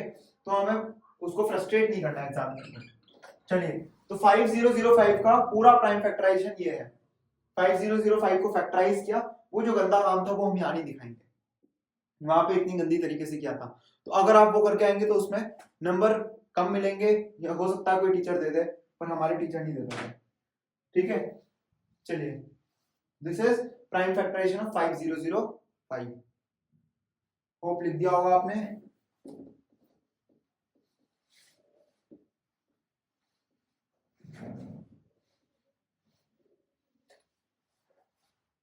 चलिए चलिए नेक्स्ट एग्जांपल लेते हैं हम 5400 का। 5400 को अगर हम प्राइम फैक्टराइज करें तो इसका फैक्टराइजेशन क्या होगा? 5400 देखो वैसे भी डिवाइड कर सकते हैं, पर ऐसे में आप प्रैक्टिस स्टार्ट कर रहे हैं हम 10th क्लास की। 10th क्लास में हम कैसे करेंगे इसको? सबसे पहला फैक्टर मैं इसको ऐसे ही मन में ढूंढ रहा हूं, मैंने मन में ढूंढा, इसका पहला फैक्टर है 2। 2 से इसको डिवाइड किया, 2 2 4, 1 कैरी आएगा यहाँ पे, है ना? देखो इसको दिमाग में डिवाइड करना सीखो फटाफट से। 2 2 4, 1 कैरी बचा यहाँ पे, तो ये 14 है। 2 7 14 एंड 0 0। फिर से 2 के टेबल में आता है, 2 के टेबल में जाएगा तो 2 1 2, 2 3 6, 1 कैरी, 2 5 10 0। ठीक है, अब ये फिर से डिवाइड करेंगे इसको, तो क्या होगा? 2 2 के टेबल में आ रहा ना, लास्ट डिजिट देखेंगे तो 2 2 6 12, 1 कैरी, 2 7 14, 2 5 10। चलिए अब 3 की टेबल में आ रहा है शायद से, है ना? हाँ 3 की टेबल में आता है। 6 + 6 is 12 + 1 13, 13 + 5 is 18, 18 आता है 3 के टेबल में। तो 3 के टेबल से जाएगा तो कैसे जाएगा? 3 2 6, 3 2 6, 3 5 15। फिर से 3 के टेबल में आ रहा है, तो 3 7 21, 3 5 15। फिर से 3 के टेबल में आएगा तो 3 2 6 + 1 5, 3 2 6 + 1 5, हाँ बिल्कुल सही। इसके बाद 5 के टेबल में आएगा, 5 5 25। लास्ट में वहां से एक डब्बा बनेगा बस ऐसे, 5 1 5। मेरे पास जगह है नहीं, जगह की कमी है वहां पे। लेफ्ट में क्या क्या आया? लास्ट में क्या लिखेंगे? 5400 is equal to 2 into 2 into 2 into 3 into 3 into 3 into 5 into 5। ये वाला 5 भी है ना लेफ्ट में, वहां लिखेंगे तो आया क्या क्या? 2 2 2 3 3 3 5 5। इसको कैसे लिख सकते हैं अब हम? 2 को अपने आप से 3 बार मल्टीप्लाई करो, 3 को अपने आप से 3 बार मल्टीप्लाई करो, और 5 को अपने आप से 2 बार मल्टीप्लाई करो। तो 5400 का फाइनल फैक्टराइजेशन आया 2 का क्यूब इंटू 3 का क्यूब इंटू 5 का square. This is prime factorization of 5400। आपको आंसर को यहां छोड़ के आना, ठीक है? तो इसका स्टेप 1 ये है ट्री डायग्राम। दूसरा स्टेप है लेफ्ट वालों को लिखो, और तीसरा स्टेप उनको कंप्रेस करके लिख दो, ठीक है? तो यहाँ पे छोड़ के आना आंसर, तब आपको इसमें पूरे नंबर मिलेंगे, ठीक है? तो इसमें टाइप 1 के क्वेश्चंस है, मैं इस चैप्टर को टाइप वाइज कराता हूँ, ठीक है? तो ये सबसे पहले टाइप का क्वेश्चन है इस चैप्टर में। इस चैप्टर में बोर्ड के पेपर में टाइप 1 क्वेश्चन बनता है, इसका प्राइम फैक्टराइजेशन करो, ठीक है? Using fundamental theorem of arithmetic. तो फंडामेंटल थ्योरम के अकॉर्डिंग हम ऐसे इसको फैक्टराइज करेंगे। तो दिस इज टाइप 1 क्वेश्चन, जिसमें हमें सिंपली फैक्टराइज करना है। चलिए एक और नंबर ले लेते हैं, फिर हम आगे बढ़ेंगे नेक्स्ट टाइप के क्वेश्चंस में।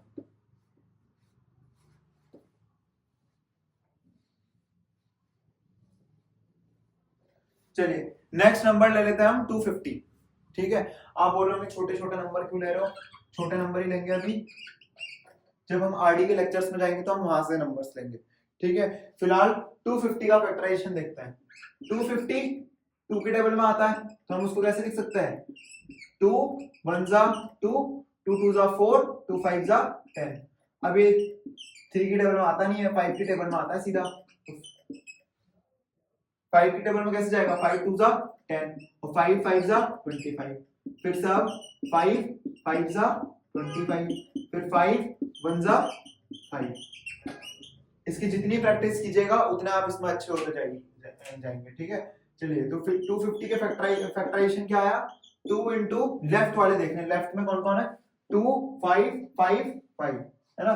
2 5 5 5, ये लेफ्ट वाले साइड में है, ठीक है? तो इसको कैसे लिखेंगे? 2 इंटू 5 इंटू 5 इंटू 5, यानी कि क्या हुआ 2 इंटू 5 को अपने आप से 3 बार मल्टीप्लाई करो, तो 250 की प्राइम फैक्टराइजेशन क्या है 2 इंटू 5 का क्यूब। ठीक है, चलिए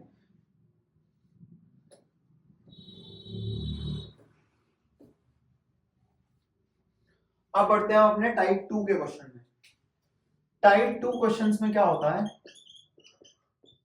आपको कोई नंबर दिया रहता है और उसकी बोलता है कि वो नेचुरल पावर इंक्रीज कर देगा। ठीक है, फॉर एग्जांपल हम लेते हैं क्वेश्चन, सीधे क्वेश्चन से स्टार्ट करते हैं, उसको जैसे सॉल्व करेंगे क्योंकि क्वेश्चन फिक्स्ड है, ऐसा ही क्वेश्चन आता है हमेशा बोर्ड में। ठीक है, तो क्वेश्चन क्या आता है, check whether 6 to the power n से लेते हैं ना, ये एनसीईआरटी का क्वेश्चन ही है। Check whether 6 to the power n ends with digit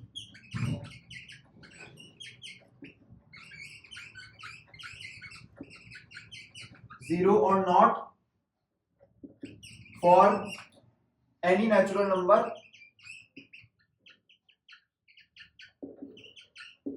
n। ठीक है,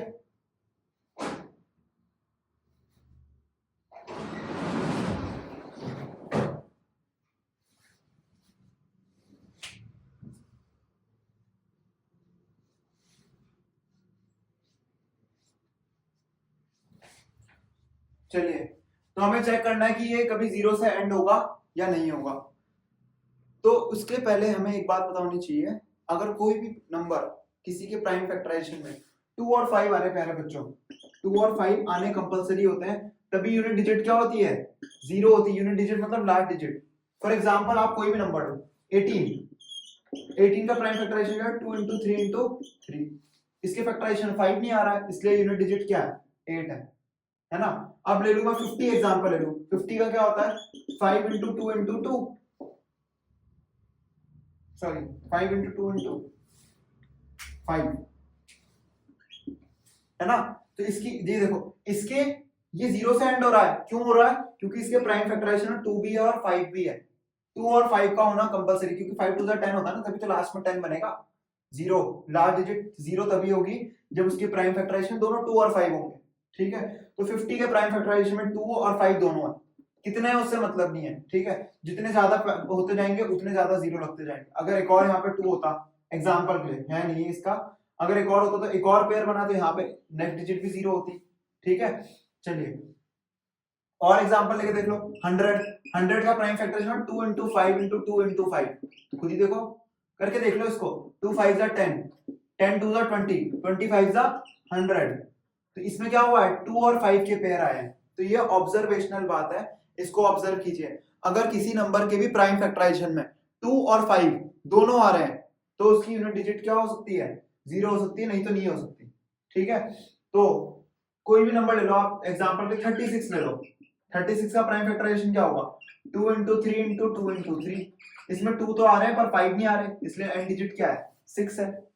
ठीक है, 80 ले लो, 80 की prime factorization 2 into 2 into 2 into 2 into 5, तो इसकी लास्ट इसकी क्या है 5 भी आ रहा है और 2 भी आ रहा है, ये आप करके देखिएगा। ठीक है, प्राइम फैक्टराइजेशन आराम आराम से, ये देखो 2 से यहां से आता है 40, फिर 2 से आएगा 20, फिर 2 से आएगा 10, फिर 10 कटेगा 2 5 और फिर 5 कटेगा 5 1, क्या है 2 2 2 2 और एक 5। ठीक है, ऐसे करके देखिएगा इसको। तो यानी कि अगर किसी भी नंबर के प्राइम फैक्टराइजेशन 2 और 5 दोनों आते हैं तभी वो नंबर किससे एंड हो सकता है 0 से, नहीं तो वो नंबर 0 से एंड नहीं होगा। ठीक है, तो अब इसी बात के बेसिस पर हम इस क्वेश्चन को स्टार्ट करते हैं।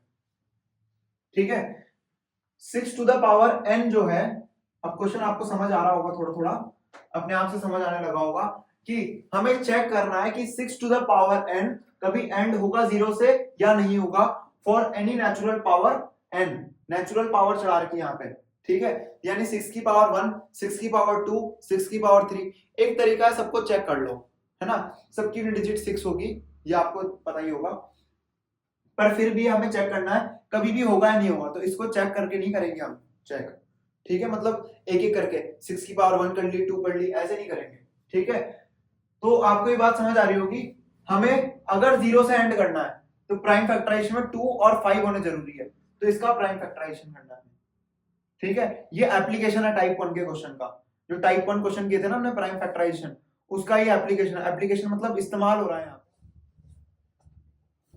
चलिए बच्चों, आज बहुत डिस्टरबेंस हो गई है, आज वीडियो बना नहीं पा रहा हूँ मैं डिस्टरबेंसेस की वजह से। चलो कोई बात नहीं, कल से हम थोड़ा टाइमिंग चेंज कर देंगे अपने वीडियो बनाने की। चलो, तो हम कर रहे थे question 6 to the power n वाला, है ना। तो क्वेश्चन क्या है, शो दैट, या फिर चेक वेदर, दोनों क्वेश्चन आ सकते हैं, ऐसे भी आ सकता है क्वेश्चन। क्वेश्चन क्या है, check whether 6 to the power n will end with digit 0 or not।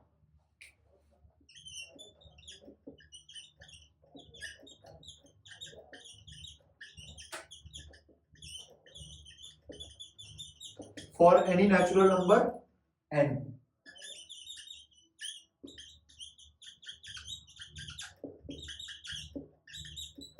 है ना। तो कोई भी नेचुरल नंबर n है, तो अगर वो हम 6 की पावर में रेज करें तो उसका जो आंसर आएगा वो कभी 0 से एंड होगा या नहीं होगा, है ना। तो हमने अभी भी पढ़ा कि अगर किसी नंबर को 0 से एंड होना है तो उसके प्राइम फैक्टराइजेशन में कौन होने चाहिए, 2 और 5 दोनों होने चाहिए, है ना। तो बात कर रहे हैं 6 टू द पावर n की, तो हम इसका फैक्टराइजेशन स्टार्ट करते हैं ना।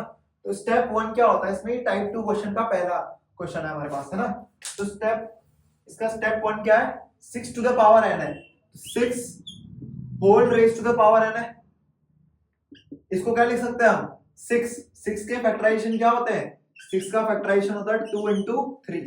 प्राइम फैक्टराइजेशन करेंगे ना 6 का, 6 2 3 जा 6, 3 1 जा 3, तो प्राइम फैक्टराइजेशन क्या है इसका, 2 into 3। अब ये n जो है वो अंदर जाएगा, डिस्ट्रीब्यूट दोनों पे, मल्टीप्लाई में होता है ऐसे n अंदर चले जाता है, ठीक है। प्लस होता तो फिर आइडेंटिटी लगती इसमें, तो 2 to the power n into 3 to the power n।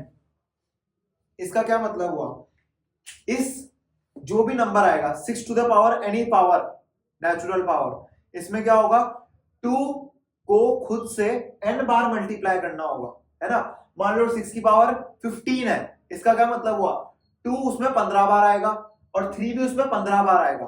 2 को अपने आप से n बार मल्टीप्लाई किया जाएगा और 3 को भी अपने आप से n बार मल्टीप्लाई किया जाएगा, ठीक है।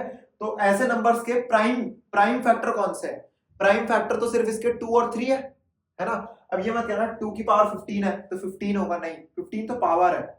इसका क्या मतलब हुआ, 2 15 बार आया है तो 2 ही ना। तो इसका प्राइम फैक्टर कौन है, एक 2 है और एक 3 है।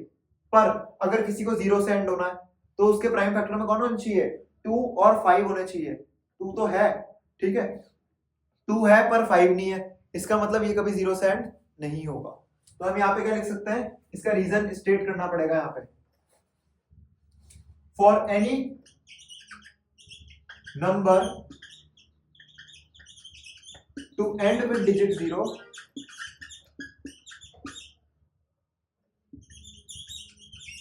it should have what, it should have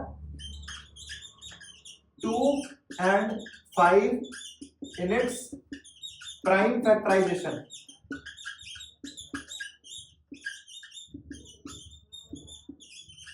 ठीक है, तो अगर किसी भी नंबर को 0 से एंड होना है तो उसके प्राइम फैक्टराइजेशन में कौन होने चाहिए, 2 and 5 होने चाहिए।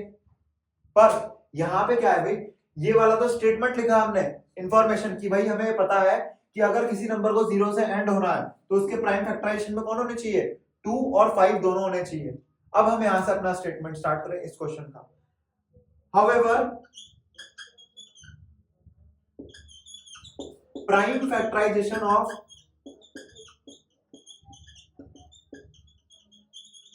6 to the power n contains only 2 and 3 as its prime factor। मतलब भाई इसके प्राइम फैक्टर है कौन कौन, इसके prime factor 6 to the power n के प्राइम फैक्टर्स कौन कौन है, एक 2 है और एक 3 है, पर इससे 5 मिसिंग है, मतलब 5 तो है ही नहीं इसके, है ना। हमें रिक्वायरमेंट है 2 और 5 की, यहाँ पे 2 है पर 5 नहीं है। तो as 6 to the power n as 6 to the power n does not contain 5 in its prime factor, 5 as its prime factor.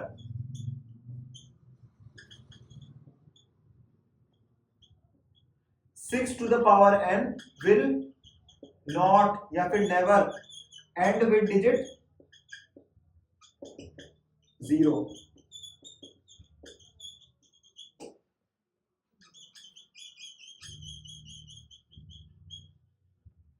ये है मेन बात, ठीक है। तो 6 टू द पावर n कभी एंड हो ही नहीं सकता है 0 से, ठीक है।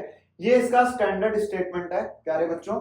ये क्वेश्चन 3 नंबर के लिए आएगा पेपर में, ठीक है। 3 नंबर में एक नंबर इसका होता है, एक नंबर इसका होता है और एक नंबर इसका होता है। स्टेप मार्किंग इसी को कहते हैं, ठीक है। तो आपको सारी स्टेटमेंट लिख के आना है।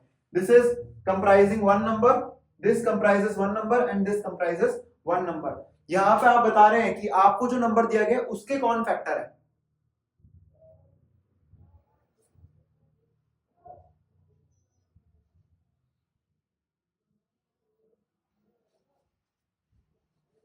चलिए, यहां पे बताया गया है कि अगर किसी नंबर को 0 से एंड होना तो उसके फैक्टर में चाहिए कौन कौन, रिक्वायरमेंट किसकी है। यहां पे हमारे पास है, ये रिक्वायरमेंट इनकी है और हमने यहां पे फिर एक्सप्लेनेशन दिया है कि जो रिक्वायरमेंट है वो हमारे पास है नहीं, 2 और 3 है हमारे पास, तो ये कभी भी 0 से एंड नहीं होगा।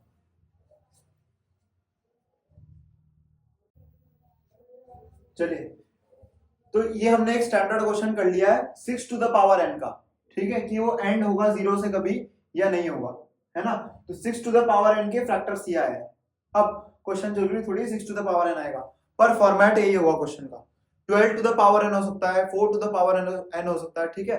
वो सिर्फ डिजिट चेंज करेंगे नीचे की, पूरा क्वेश्चन चेंज नहीं होता। सीबीएसई में same as it is question लिखा आता है। ऐसा भी आ सकता है, prove that 6 to the power n will never end with digit 0, मतलब खुद ही दे दे आपको कि वो कभी 0 से एंड नहीं होगा। तो क्यों नहीं होगा उसका रीजन पूछेगा, तो वहां पे ये मैटर करेगा, ठीक है। तो you have to use the language very efficiently, ठीक है।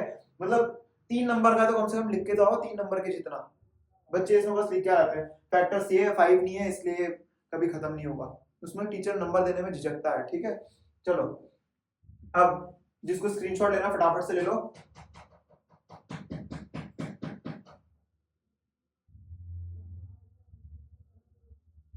अब यहाँ पे दूसरा जो क्वेश्चन है वेरिएशन में पॉसिबल है, that is 4 to the power n, कुछ भी हो सकता है क्वेश्चन, ठीक है।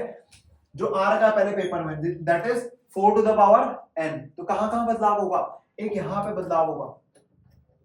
देखो मैं आपको सिर्फ बता रहा हूं बदलाव कहां होंगे। यहाँ पे क्या होगा, 4 टू द पावर n, और 4 टू द पावर n का फैक्टराइजेशन क्या होता है, 2 इंटू 2 की पावर n, है ना। और 2 इंटू 2 होता क्या है, 2 का स्क्वायर की पावर n। अब ये अंदर जाएगा तो क्या होगा, 2 की पावर 2n, है ना। फिर से ये लिखना, for any number to end with digit 0 it should have 2 and 5 in its prime factor. ये तो बिल्कुल सही है यहाँ पे भी। However prime factorization of 4 to the power n contains only 2 as its prime factor. उसके पास सिर्फ कौन है, 2 है प्राइम फैक्टर में। As 4 to the power n does not contain 5 in its prime factorization या prime factor as its prime factor, तो 4 to the power n will never end with digit 0। ये इसका आंसर हो गया, ठीक है। तो आपको सिर्फ रट्टा मारनी है, इसमें 4-5 लाइन है, तो 3 नंबर आपकी जेब में है, ठीक है। ये चैप्टर 6 नंबर के लिए आता है पेपर में, तो इसको ढंग से पढ़िएगा, ठीक है। पता है ना क्वेश्चन कौन से आना है, इसमें फिक्स्ड है क्वेश्चन कौन से आना है।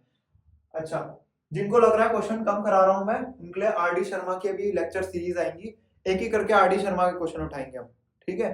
तो ये ना सोचे कि क्वेश्चन कम करा रहा हूं मैं, यहाँ पे हम सिर्फ बेसिक फॉर्मेट देख रहे हैं क्वेश्चन का। चलो, स्क्रीनशॉट ले लिया होगा आपने। अब क्वेश्चन क्या आ सकता है, 12 टू द पावर n भी तो आ सकता है ना। चलो, हमने 2 के बहुत सारे देख दिया, 15 टू द पावर n देखते हैं, है ना। 15 टू द पावर n होगा तो यहाँ पे 15 होगा। 15 की पावर n का फैक्टराइजेशन क्या होगा, 2 इंटू 3 की पावर n, 3 इंटू 5 की पावर n, ये होगा ना इसका फैक्टराइजेशन। 3 5 जा 15 होता है, तो 3 इंटू 5 की पावर n। तो यहाँ पे क्या लिखेंगे हम,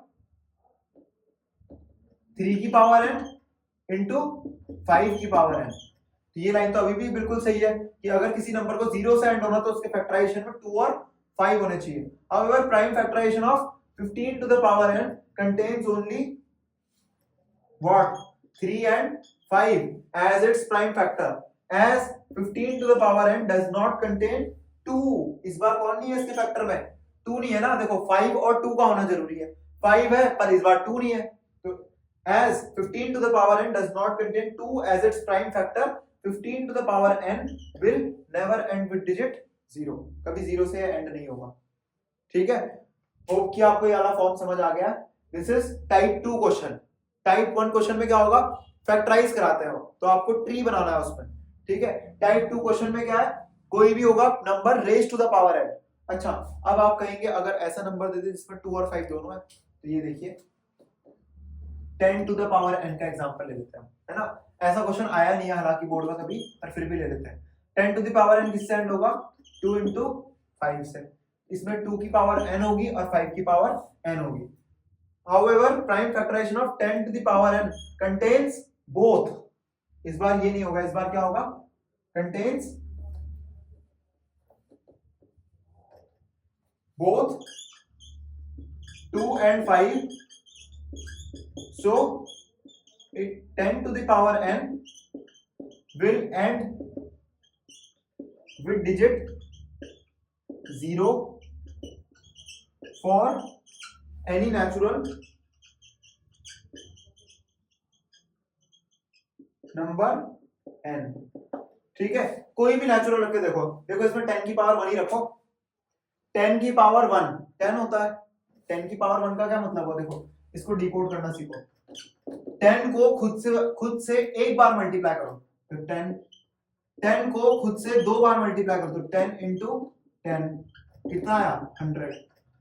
इसका क्या मतलब है, 10 को अपने आप से 3 बार मल्टीप्लाई करो तो 10 को खुद से मैंने 3 बार मल्टीप्लाई किया तो क्या आया, 1000। देखो ये 0 से ही तो एंड हो रहे हैं सारे। ठीक है, तो ऐसे नंबर जिनके फैक्टर में 2 और 5 होते हैं वो किससे एंड होंगे, 0 से एंड होंगे। चलिए नेक्स्ट टाइप के क्वेश्चन में जंप इन करते हैं। चलिए नेक्स्ट टाइप का क्वेश्चन है,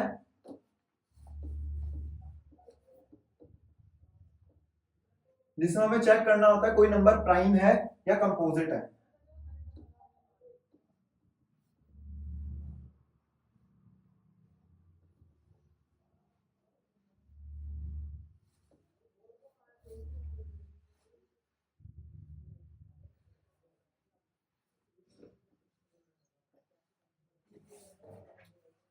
चलिए क्वेश्चन आता है, check whether 6 into 5 into 4 into 3 into 2 into 1 plus 5 is prime or composite। तो हमें चेक करना है ये जो नंबर है प्राइम है या कंपोजिट है। अब प्यारे बच्चों, इसमें सबसे मेन बात तो ये है कि इसको सॉल्व नहीं करना। ठीक है, बच्चे इसको क्या करते हैं, सॉल्व करने बैठ जाते हैं। 6 into 5 into 2 into 3 ये सब सॉल्व करते हैं, उसके बाद फिर प्लस कर देते हैं 5। भाई सॉल्व कर रहे तो फायदा ही क्या है ये सब पढ़ने का। ठीक है, सॉल्व नहीं करना है, एफिशिएंटली हम इसको सॉल्व करेंगे। ये ऐसे हार्ड वर्क हो गया ना, तो आप पेन चला रहे हो, पेन चलाना इज हार्ड वर्क, पर हम क्या करेंगे अब इसमें स्मार्ट वर्क दिखाएंगे थोड़ा सा। इसमें क्या दिख रहा है आपको, भाई ढंग से देखें तो 5 यहाँ पे भी और यहाँ पे भी है, कॉमन है ना दोनों में। ये असल में क्वेश्चन कैसे है इसको ढंग से देखना। बॉर्ड मास पढ़ा है हमने, तो उसमें क्या है, पहले मल्टीप्लीकेशन होता है फिर एडिशन होता है। इसको पहले ऐड करने मत बैठ जाना, 5 + 1 कर दिया कि 6, वो ऐड पहले नहीं होगा, पहले ये है। तो अगर मैं इसको ऐसे लिख दूं, देखो मैथ में सबसे ज्यादा अच्छा क्या होता है, आप ब्रैकेट लगा लीजिए। मैंने यहाँ क्वेश्चन में क्या लगा दिया, ब्रैकेट लगा दिया। अब ये एक एक्सप्रेशन है और ये एक एक्सप्रेशन है, दोनों को सॉल्व करके बाद में लास्ट में क्या करना है, ऐड करना है। पर मुझे क्या दिख रहा है, इस ब्रैकेट और इस ब्रैकेट में 5 कॉमन दिख रहा है ना, यही इसमें ऑब्जर्वेशनल बात है। 5 कॉमन दिख रहा है तो 5 बाहर निकाल दो। अब जैसे ही हमने 5 बाहर निकाल दिया, यहां से 5 चला गया और यहां से 5 चला गया। 5 चला गया तो यहाँ पे क्या बच गया, देखो ढंग से क्या क्या बचा है, 6 4 3 2 1। 6 इंटू 4 इंटू 3 इंटू 2 इंटू 1, और यहां से प्लस में 5 चले गए तो कौन बच गए? जीरो मत कहना भाई, जीरो जिसने जीरो कहा अपने अपने चार्ट लगाओ एक फटाफट से। जीरो नहीं बचेगा यहाँ पे क्या बचेगा? 1 बचेगा यहाँ पे, जीरो नहीं लिखना वहां पे, ठीक है? वहां पे क्या बचेगा? 1। अब प्यारे बच्चों, जो ये नंबर था उसी को तो मैंने ऐसे एक्सप्रेस किया हुआ है, बोलो। जो नंबर मेरे पास था ओरिजिनल नंबर, उसी को तो मैंने ऐसे एक्सप्रेस किया है ना? देखो हम जब थ्योरम क्या कहती थी अरिथमेटिक की, यहाँ पे कोई भी क्या लिखा होगा? कंपोजिट नंबर लिखा होगा। और कंपोजिट नंबर को कैसे लिख सकते हैं हम? प्राइम के फैक्टर्स के रूप में लिख सकते हैं, जैसे P1 into P2 into P3। ये क्या है? प्राइम नंबर्स है। जैसे 15 है, 15 को ऐसे लिखते हैं 3 into 5। These both are prime numbers, है ना? ये दोनों क्या है? प्राइम नंबर्स है। अब ये प्रोडक्ट जो है वो प्राइम्स का है, और ये क्या है? कंपोजिट नंबर बन रहा है। कंपोजिट क्यों बन रहा है? क्योंकि एक से ज्यादा इसके प्राइम फैक्टर्स है ना? इसके कम से कम 2 फैक्टर होने चाहिए, तब जाके क्या बनता है? सॉरी, 2 से अधिक फैक्टर होने चाहिए कम से कम, तो क्या बनता है? कंपोजिट बनता है। तो अब जो ये नंबर लिखा था इसको ओरिजिनल O मान लेता हूं। इस नंबर का नाम क्या था? O।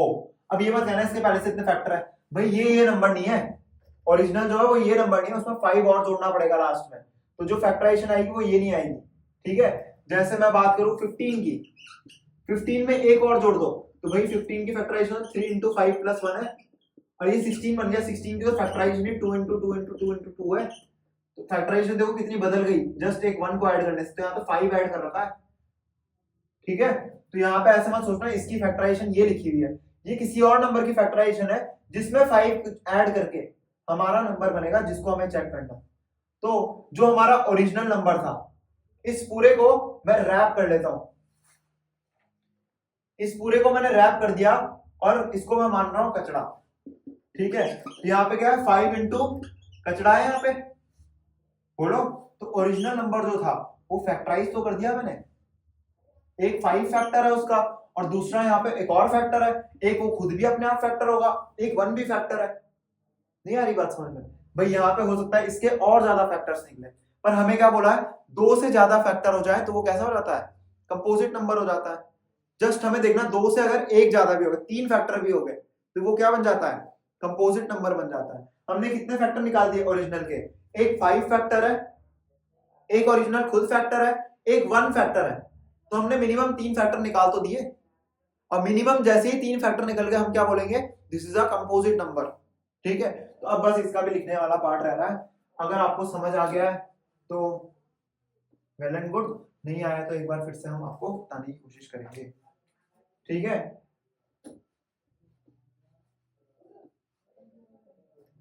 चलो, तो देखो एक बार फिर से मैं आपको बता रहा हूं, कंपोजिट नंबर्स ऐसे नंबर्स होते हैं जिनके 2 से ज्यादा फैक्टर्स होते हैं। अगर 2 से ज्यादा एक फैक्टर भी निकल गया, 3 फैक्टर हो गए, तो कैसा नंबर हो गया?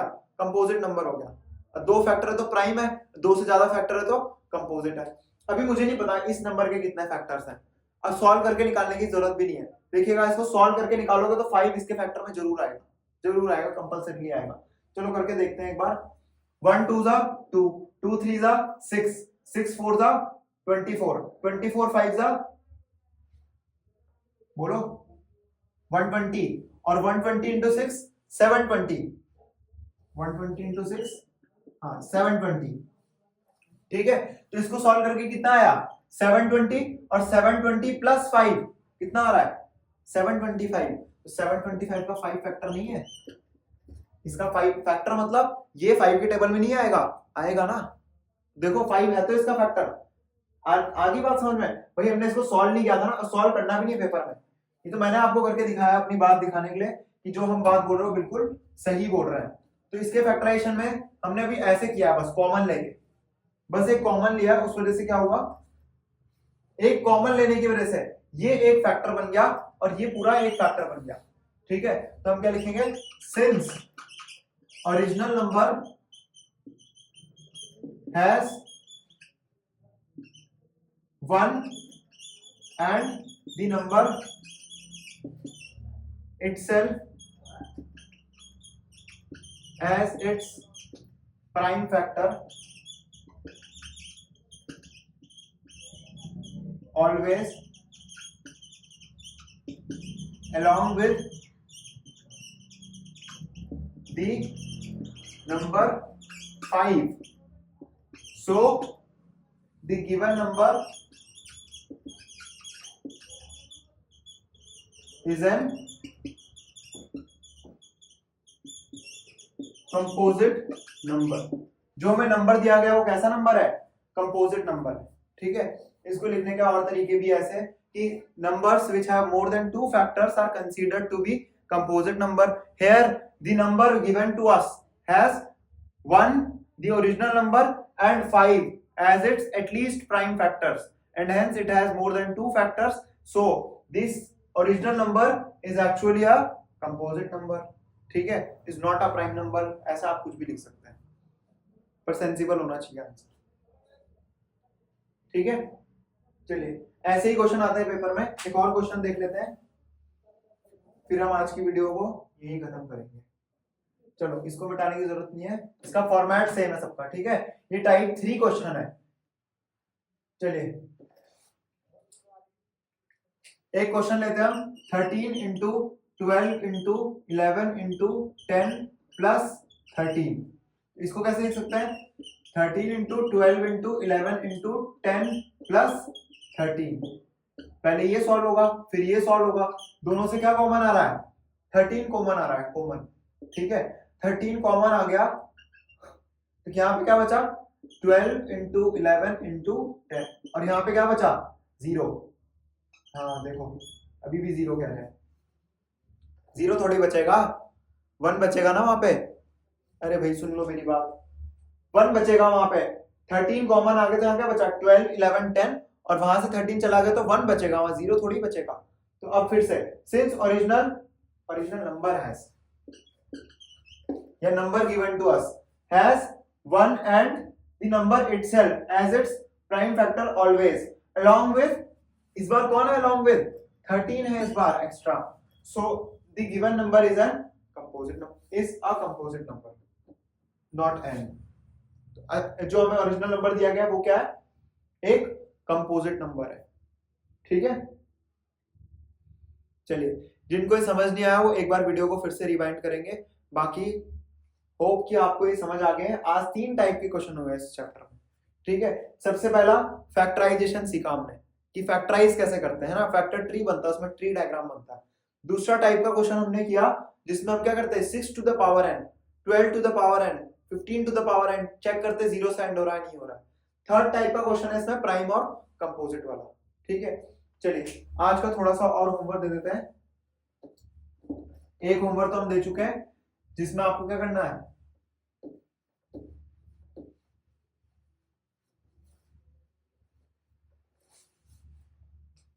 सारे प्राइम फैक्टर्स बताने फ्रॉम 1 to 100 और उनको काउंट भी करना। ठीक है बच्चों, होमवर्क करने का ट्राई किया कीजिए, है ना। जो ट्राई भी नहीं करता वो तो पहले ही फेल हो चुका है ना। हो सकता है आप ट्राई करो और उसके बाद आपसे ना हो तो फिर मैं आपको बताऊंगा इनके सोल्यूशन कल के वीडियो में। सबसे पहले मैं होमवर्क से स्टार्ट करूंगा। पर अगर आपने ट्राई भी नहीं किया तब तो आप यूजलेस हो, है ना। यूजलेस क्यों बोल रहा हूँ? आप कॉपी पेस्ट कर रहे हो, खाली कॉपी पेस्ट करने से बोर्ड में काम नहीं चलेगा। कॉपी पेस्ट मशीन थोड़ी चाहिए किसी को भी आजकल, है ना। फोटो प्रिंट की तो कितनी सारी मशीन है, 2 रुपए में फोटो कॉपी होती है। पर जो लिखते हैं खुद, जो क्रिएटर्स होते हैं, कंटेंट राइटर्स होते हैं, वो है असली, है ना। चलिए पहला काम ये, दूसरा काम ये, तीसरा काम prove that 8 to the power n will never end with digit 0। और लास्ट क्वेश्चन है 3 into 4 into 5 into 8 into 11 into 15 plus 11 will prove that this is composite। ये आपको प्रूव करना है कंपोजिट है। ठीक है, चलिए बच्चों कल मिलते हैं।